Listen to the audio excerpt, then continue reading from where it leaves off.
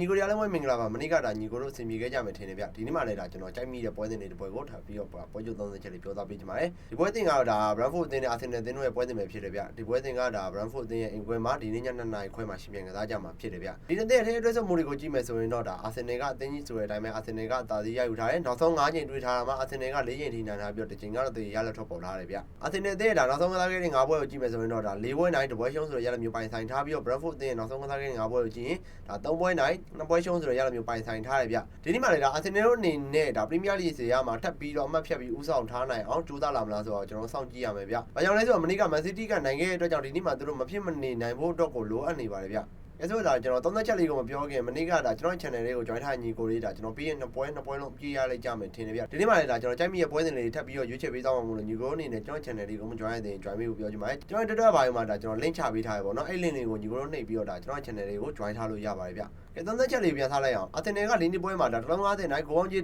နှလုံးအရှုံးဆိုတဲ့ကြီးတဲ့မျိုးဖွင့်ပေးထားတယ်ဗျ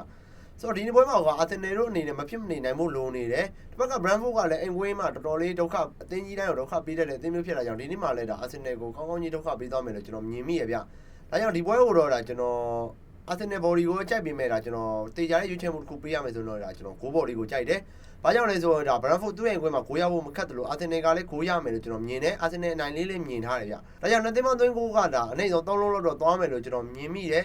I2-1 နဲ့နိုင်မလားထူးထူးဖြစ်သွားမလားကျွန်တော်ဒါကိုပဲစောင့်ကြည့်ရမှာဖြစ်တဲ့အတွက်ကြောင့်ဒီနေ့အတွက်စိတ်ချရဆုံးရွေးချယ်မှုကတော့Arsenal goal body ကိုကျွန်တော်ရွေးချယ်ပေးလိုက်ပါတယ်ကဲညီကိုတွေအားလုံးပဲအဆင်ပြေကြပါစေနောက်တစ်ကြိမ်နဲ့ကျွန်တော်ဒီလိုမျိုးတပွဲကောင်းပွဲစဉ်လေးတင်ပြသွားမှာဖြစ်လို့ကျွန်တော်ရဲ့ account လေးကိုfollow မလုပ်ရသေးညီကိုတွေ follow လေးလုပ်ပေးထားဖို့ပြောချင်ပါတယ်ဗျကဲညီကိုတွေနောက်ရက်ဒီမှာဒီလိုမျိုးတပွဲကောင်းပွဲစဉ်လေးနဲ့ပြန်ဆောင်ကြပါမယ်